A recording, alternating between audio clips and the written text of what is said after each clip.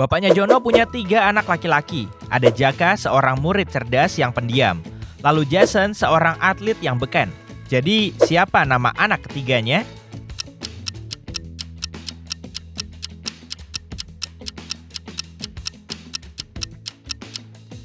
Ya Jono dong. Ayahnya punya 3 anak laki-laki. Jaka, Jason, dan dia, Jono. Suatu hari, seorang guru akan memberi murid-muridnya ujian, tapi semua muridnya menolak. Namun, dia cuma bisa menghukum 1 murid yang ogah ujian ini. Mereka semua tahu nama masing-masing. Jika seorang murid tahu dia akan dihukum, dia akan setuju ikut ujian. Bagaimana si bu guru bisa membuat semua muridnya ikut ujian?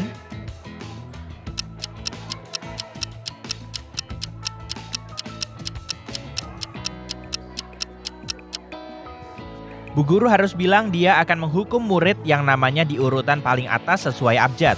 Jadi Adele nggak bakal bolos ujian. Murid berikutnya Lena juga wajib ikut. Begitu juga Miko, dan seterusnya sampai urutan paling bawah. Randy sedang duduk-duduk di kursinya di rumah sambil membaca buku. Tiba-tiba vas adiknya yang super mahal jatuh dan pecah di ruang tamu. Dia berlari ke sana tepat waktu untuk melihat orang asing melompat keluar jendela dan melarikan diri. Randy mencoba mengejarnya, tapi kacamatanya berkabut karena udara dingin. Jadi dia nggak lihat orang itu. Saat polisi tiba, mereka segera tahu dia berbohong. Dia sendirilah yang memecahkan vas itu. Bagaimana polisi bisa tahu?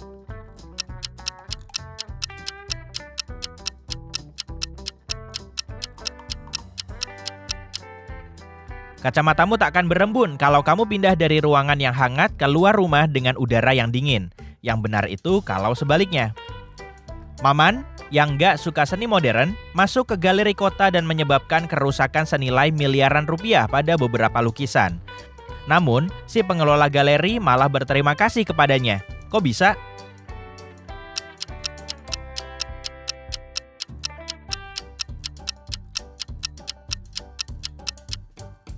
Maman adalah petugas pemadam kebakaran. Air dari selangnya merusak beberapa mahakarya, tapi dia masih berhasil memadamkan api dan menyelamatkan lebih banyak karya seni. Lihat antrean di kasir supermarket ini, ada banyak orang di sana, tapi salah satu dari mereka sedang coba mencuri makanan. Bisakah kamu tahu siapa pelakunya cuma dengan melihat mereka dengan seksama?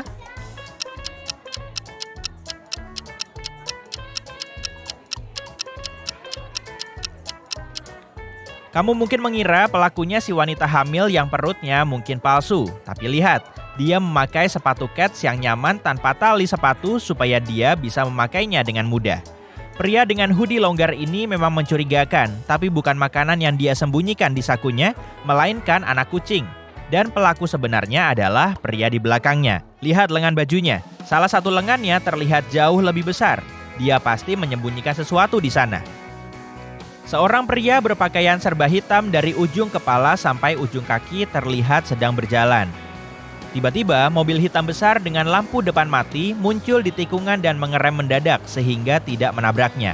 Bagaimana bisa si sopir melihat pria berbaju hitam itu?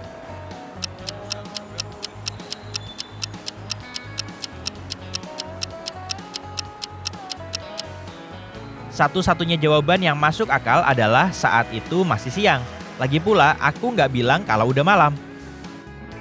3 teman kuliah bertemu setelah liburan akhir semester dan berbagi cerita tentang liburan mereka. Lily bercerita bagaimana dia dan pacarnya pergi ke Paris dan melihat kota dari atas Menara Eiffel. Dylan bilang ke teman-temannya kalau dia baru pergi ke Afrika bersama orang tuanya. Namun di hari terakhir terjadi letusan gunung berapi yang sangat besar, tapi itu tidak merusak liburan mereka karena mereka terbang pulang hari itu. Dan Ellie bilang bahwa dia mengunjungi pamannya di kampung dan belajar menunggang kuda. Namun salah satu cerita ini bohong. Yang mana?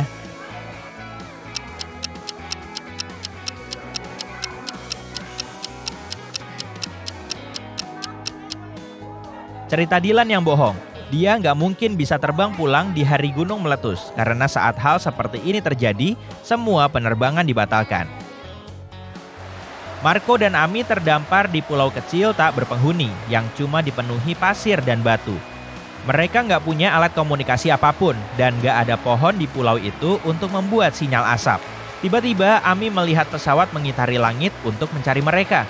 Dia punya ide cemerlang supaya mereka terlihat. Tak lama kemudian pesawat itu menjemput mereka. Apa ide Ami?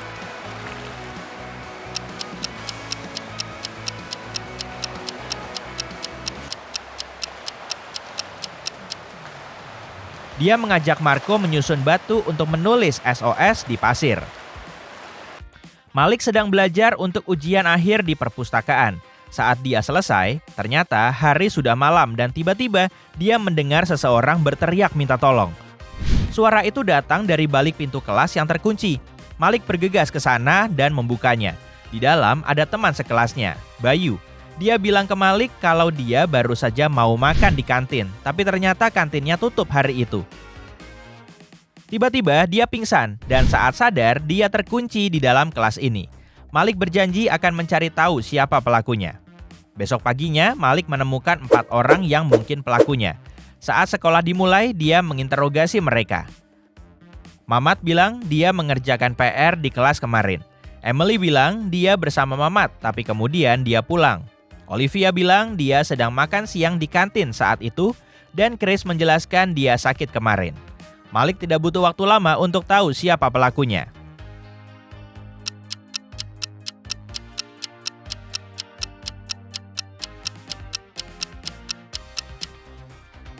Olivia, dia nggak mungkin makan siang di kantin karena kemarin kantinnya tutup.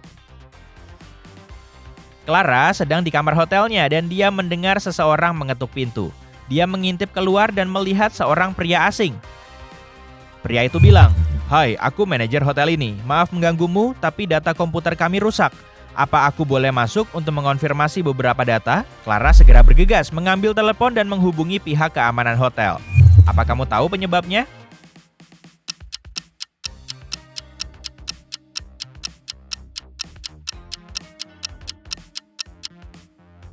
Name tag di dada pria itu bertuliskan Siti Jamila, dan itu jelas nama cewek.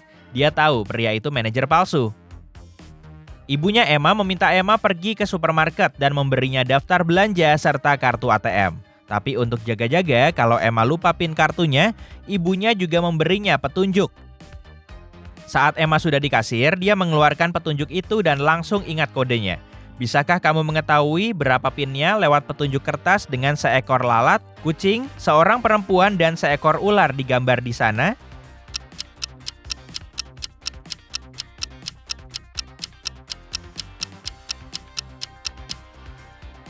PIN-nya adalah 6420. Emma hanya perlu menghitung jumlah kaki tiap makhluk ini. Kampung Mungil adalah desa kecil yang biasa-biasa saja, tapi suatu hari Pak Richard, seorang petani kaya, datang ke kantor polisi sambil menangis dan bilang 2 sapi kesayangannya hilang.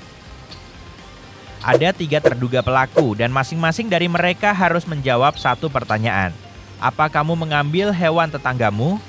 Pak Andre bilang bahwa dia dan Pak Richard punya kerjasama bisnis dan dia nggak mungkin mau merusak kemitraan mereka. Bu Martina bilang dia tinggal di desa ini sejak kecil dan nggak mungkin merusak reputasinya dengan mencuri hewan. Dan Pak Johan menjelaskan keluarganya beternak babi selama berabad-abad dan dia nggak punya alasan untuk mencuri sapi. Sang polisi langsung tahu siapa penjahatnya. Kalau kamu?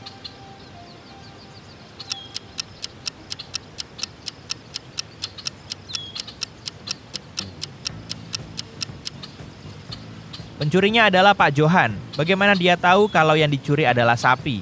Gak ada yang bilang apa spesies hewannya. Seorang wanita sedang sarapan di restoran mewah. Tiba-tiba dia melihat lalat di kopinya. Dia marah dan menyuruh si pelayan membawakannya cangkir baru. Setelah si pelayan kembali dengan secangkir kopi baru, wanita itu berteriak, "Pelayanan di tempat ini buruk sekali. Kamu membawakanku secangkir kopi yang sama."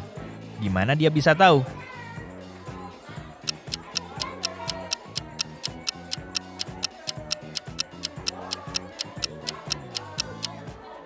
Dia sudah memasukkan gula ke dalam cangkir kopi sebelumnya. Saat dia mencicipi yang baru, rasanya sudah manis. Ada 1 tong air di halaman rumahmu.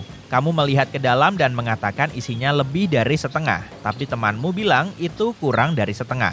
Bagaimana cara mengetahui siapa yang benar tanpa alat ukur apapun atau mengeluarkan airnya dari tong?